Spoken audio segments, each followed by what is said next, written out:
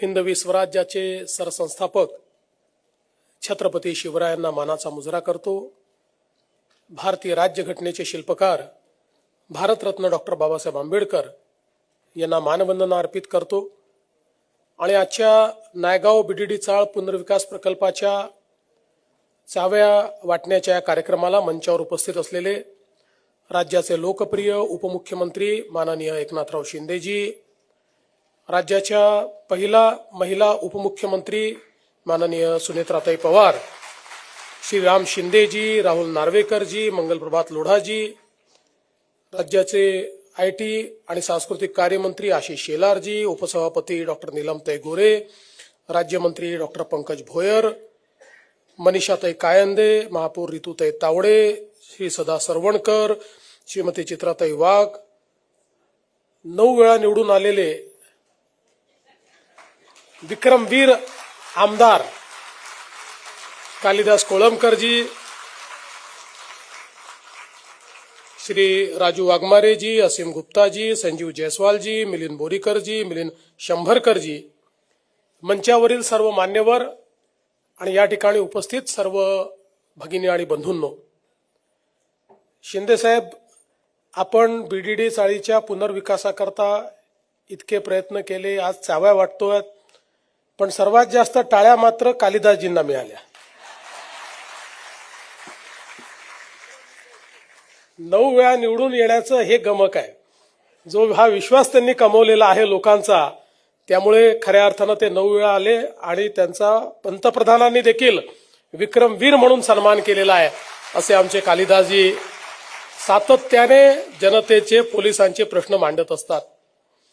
आज मला अतिशय आनंद आहे की नायगावच्या बीडीडी चाळीच्या चाव्यांचं वितरण आपण या ठिकाणी केलेलं आहे। आणि विशेषतः आपल्याला कल्पना आहे की बीडीडी चाळीचा पुनर्विकास हा राज्यामध्ये जवळपास गेले 40 वर्ष गाजणारा मुंबईतला एक विषय होता। ज्यावेळी मुख्यमंत्री म्हणून मी 2014च्या शेवटी शपथ घेतली आणि मुंबईतल्या महत्त्वाचे प्रश्न सोडवण्याचा प्रयत्न आम्ही सुरू केला, त्यावेळी बीडीडीच्या पुनर्विकासाचा प्रश्न बघितल्यानंतर त्याचा अभ्यास केल्यावर लक्षात आलं की या प्रकल्पातल्या अडचणी काय आहेत, तर खूप जुन्या बिल्डिंग्स आहेत, खूप वेगवेगळ्या प्रकारच्या अडचणी आहेत आणि प्रत्येक वेळी कोणीतरी नवीन बिल्डर त्या ठिकाणी एक प्रपोजल तयार करतो आणि मग ते जे प्रपोजल आहे त्या प्रपोजलवर चर्चा होते, मंथन होतं, चिंतन होतं। ते चिंतन होतपर्यंत दुसरा कोणीतरी बिल्डर येतो, तो जुनं कसं चुकीचं आहे, नवीन माझं कसं चांगलं आहे सांगतो, अर्धे लोक याच्या बाजूने, अर्धे लोक त्याच्या बाजूने, असं करता करता ते स्वप्न 30-35 वर्ष पुनर्विकासाचं काही पूर्ण होत नव्हतं। आणि म्हणून मग मी हा निर्णय केला की या ठिकाणी जर बिल्डरांच्या भरोशावर हे करायचं असेल तर डिफिकल्ट प्रकल्प आहे। लोकांना त्या ठिकाणी ट्रान्झिटची घरं द्यायची असतील तर तो प्रश्न असेल, किंवा किराया द्यायचा असेल तर लोकांचा बिल्डरवर विश्वास नाही। त्यामुळे जोपर्यंत शासन स्वतः हा प्रकल्प हातामध्ये घेत नाही तोपर्यंत हा प्रकल्प पूर्ण होणं काही शक्य नाही। आणि म्हणून त्यावेळी मी म्हाडाला बोलून सांगितलं की आता हा प्रकल्प बिल्डर करणार नाही, हा प्रकल्प शासन करेल आणि बिल्डर म्हणून म्हाडा स्वतः त्या ठिकाणी काम करेल। आणि तो निर्णय आपण केला। अनेक लोकांनी त्याला विरोध देखील केला, काही हितसंबंध असलेले लोक होते, त्यांनी लोकांना त्या ठिकाणी त्याच्या विरुद्ध पेटवण्याचा प्रयत्न देखील केला।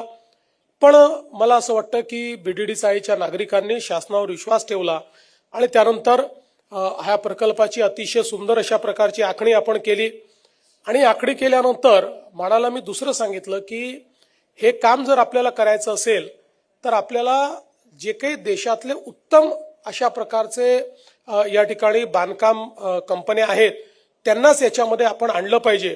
आणि मग LNT सारखी कंपनी, टाटा सारख्या कंपन्या, ज्या देशातल्या सर्वोत्तम कंपन्या आहेत त्यांनाच या ठिकाणी आपण क्वालिफाय करू शकू, असे स्ट्रिक्ट नॉर्म्स आपण त्या ठिकाणी टाकले आणि त्यातनं अतिशय उत्तम अशा प्रकारच्या LNT सारखी कंपनी, आज हे तर नायगावचं LNTने काम केलेलं आहे आणि या कंपन्या त्या ठिकाणी कामाला आल्या, त्या कामाची सुरुवात झाली।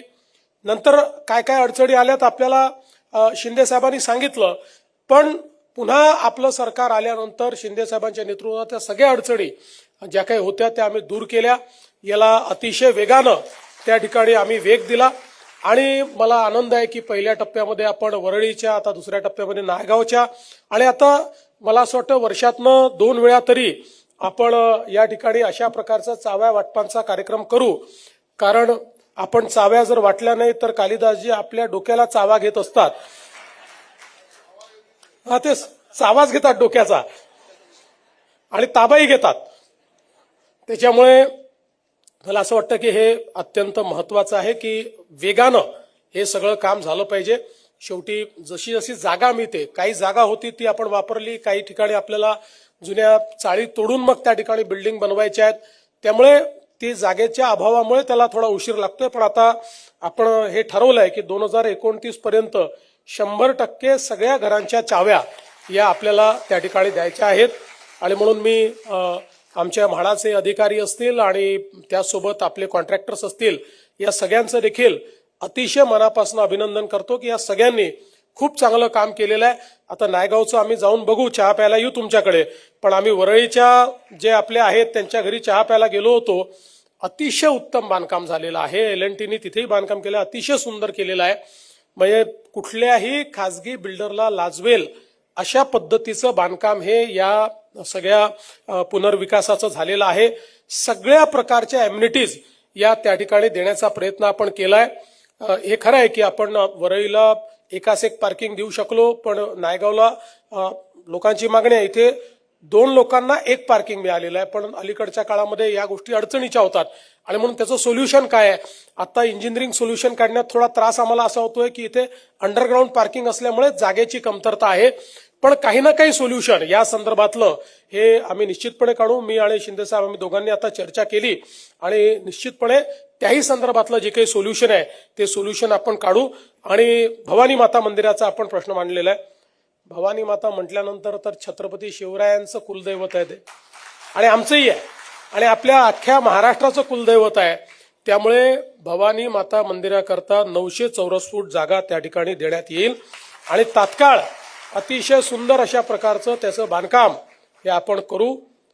आधीपेक्षाही उत्तम लोक केवळ ते मंदिर बघण्याकरता येतील अशा प्रकारचं बांधकाम हे त्या ठिकाणी आपण करू, हा विश्वास या निमित्ताने मी तुम्हाला देतो. आज खरं म्हणजे मुंबईमध्ये सामान्य जो आमचा मराठी माणूस आहे, सामान्य माणूस आहे, मुंबईतला गरीब माणूस आहे, त्या सगळ्यांना घरं देण्याचा प्रयत्न आपण करतो. विशेषतः BDD चाळीला तर फार मोठा इतिहास आहे. आपल्याला कल्पना आहे की लोकशाहीर अण्णाभाऊ साठे असतील किंवा भारतरत्न डॉक्टर बाबासाहेब आंबेडकर असतील, यांच्यासहित इतक्या नररत्नांची खाण या BDD चाळी राहिलेल्या आहेत की खऱ्या अर्थानं मला असं वाटतं की याचा जो इतिहास आहे, हा इतिहास एक प्रकारे आता या पुनर्विकासानंतर मला असं वाटतं याच्यावर देखील एक पुस्तक लिहिलं गेलं पाहिजे. कारण मी ज्यावेळेस वरळीच्या काही आमच्या मोठ्या बहिणींशी चर्चा केली तर त्यांच्या जीवनातले अनेक प्रसंग त्यांनी BDD चाळीत घडलेले सांगितले. कोणी 40 वर्षापासून, कोणी 50 वर्षापासून लग्नापासून राहायला आले, 16व्या 17व्या वर्षी लग्न झालं आणि आता 79 वर्षाचे आहेत. अशा एक आम्हाला काकू भेटल्या की ज्यांनी त्यांचं आयुष्यातलं BDD चाळीत कसं ते आयुष्य गेलं हे सगळं त्यांनी त्या ठिकाणी सांगितलं. त्यामुळे मला असं वाटतं की जे अर्बन ट्रान्सफॉर्मेशन होत आहे या संदर्भातही निश्चितपणे लिहिलं गेलं पाहिजे. आणि आपण आता पुढे प्रयत्न करतोय.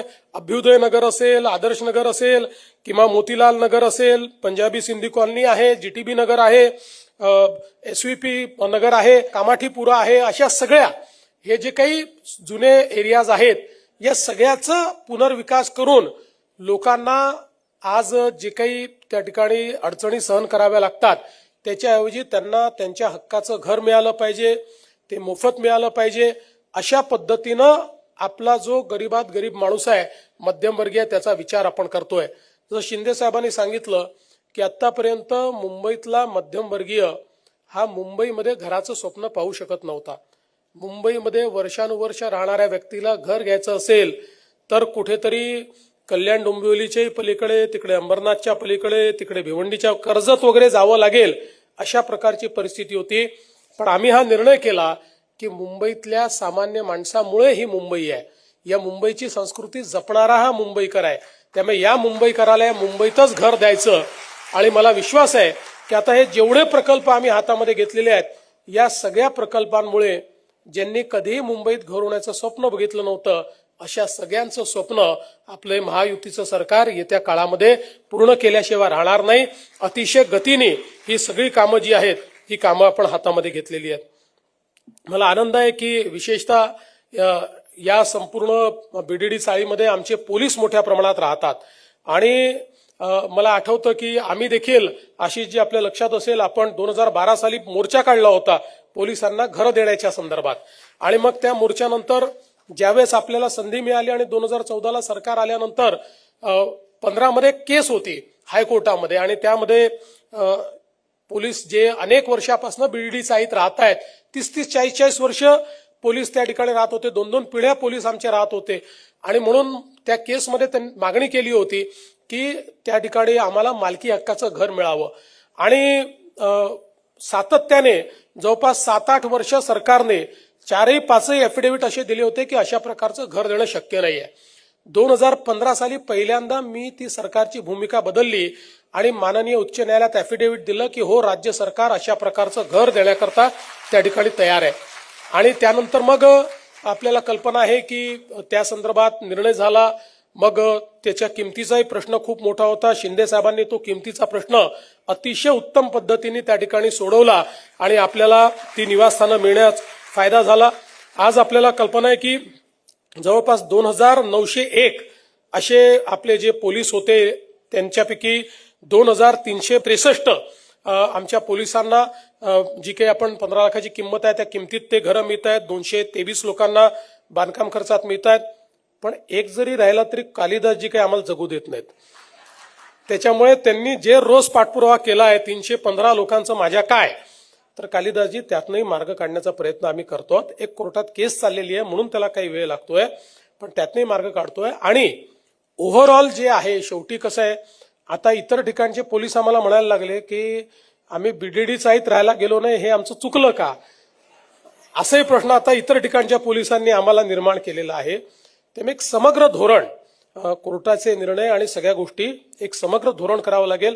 तुम्हाला तर माहिती आहे, जसं तुम्ही म्हणजे पोलीस तुमच्या जवळचे आहेत तसे माझ्या शिंदे साहेबांच्या आणि ताईंच्या जवळचे म्हणजे अजितदादांच्या जवळचे पोलीसच होते. आमचं त्यांच्याशी संबंध काय होता तुम्हाला माहिती आहे. तुम्ही अनेक वेळा माझ्यासोबत पोलिसांसोबत माझे काय संबंध आहेत ते बघितलेले आहेत. त्यामुळे आपल्याला मार्गही काढावा लागेल. मार्ग काढत असताना शेवटी काय असतं की राज्यातले आता इतर जे कर्मचारी आहेत ते कर्मचारी देखील आपल्याला सांगायला लागले की बाबा या धर्तीवर आता आमचा देखील तुम्ही विचार करा. मग भविष्यातले प्रश्न निर्माण झाले की आता मग पुढे जे काही लोक नोकरीत येतील त्यांना सेवा निवासस्थानं कुठनं द्यायची, असे अनेक प्रश्न आहेत. पण तरी देखील मी तुम्हाला हे सांगतो की तुमचं आणि आमच्या स्वप्नामध्ये काही भेद नाही आहे. फक्त त्यातनं कायदेशीर आणि व्यावहारिक अशा दोन्ही पद्धतीचा मार्ग काढला पाहिजे. कारण मी तर 2016 साली तुम्हाला लक्षात असेल की मुंबईमध्ये पोलिसांना मालकी हक्काच्या घराची जी पॉलिसी आहे ही 16 मध्ये आपण तयार केली. त्या पॉलिसीमध्ये काही अडचणी नंतरच्या काळात आल्या, पण आता पुन्हा आपण ती पॉलिसी योग्य प्रकारे कशी करता येईल त्या संदर्भात आपण प्रयत्न करू. आणि आता पुढच्या काळामध्ये हे सगळं जे रिडेव्हलपमेंट मुंबईमध्ये होणार आहे, जवळपास म्हणजे हे सगळे जे जुने वेगवेगळ्या लेआउट्स आहेत, या लेआउटचं जे रिडेव्हलपमेंटचं काम आपण हातामध्ये घेतलंय त्याची एकत्रित आपण विचार केला तर जवळपास 1000 एकराचं रिडेव्हलपमेंटचं काम आता आपण मुंबईमध्ये करतो. त्यामुळे मोठ्या प्रमाणात मुंबई जी आहे ती या ठिकाणी बदलणार आहे. मुंबईमध्ये सामान्य माणसाला घर तर मिळणार आहे, पण मुंबईची लिव्हेबिलिटी, मुंबईमध्ये इज ऑफ लिव्हिंग, सामान्य माणसाच्या जीवनामध्ये क्वालिटेटिव्ह चेंज हा आणण्याचा आपला प्रयत्न आहे. आणि त्या दृष्टीने खऱ्या अर्थानं आपलं हे सगळं काम चाललेलं आहे. आणि म्हणून तुम्ही बघा की बीडीडी चाळीचे पुनर्विकास करताना अनेक वेळा अधिकाऱ्यांची चर्चा व्हायची, एक आपण ॲम्युनिटी वाढवायचो. ते सांगायचे साहेब आम्हाला प्रॉफिट नको पण खिशातनं घालायला लावू नका. पण तरी आपण सांगायचो नाही, काही हरकत नाही, पुढे तुम्हाला जे काही सेलेबल आहेत त्याच्या किमती वाढणार आहेत त्यामुळे तुम्ही ते टाका. असं करत करत आपण जेवढ्या जास्तीत जास्त ॲम्युनिटीज त्या ठिकाणी देता येतील ते देण्याचा प्रयत्न आपण केलेला आहे. आणि म्हणून मी एवढंच या निमित्ताने सांगतो की निश्चितपणे भविष्यातही बीडीडी चाळीचं काम तर उत्तम पूर्ण करूच, सगळ्यांना त्या ठिकाणी राहण्याची चांगली व्यवस्था आपण करून देऊ.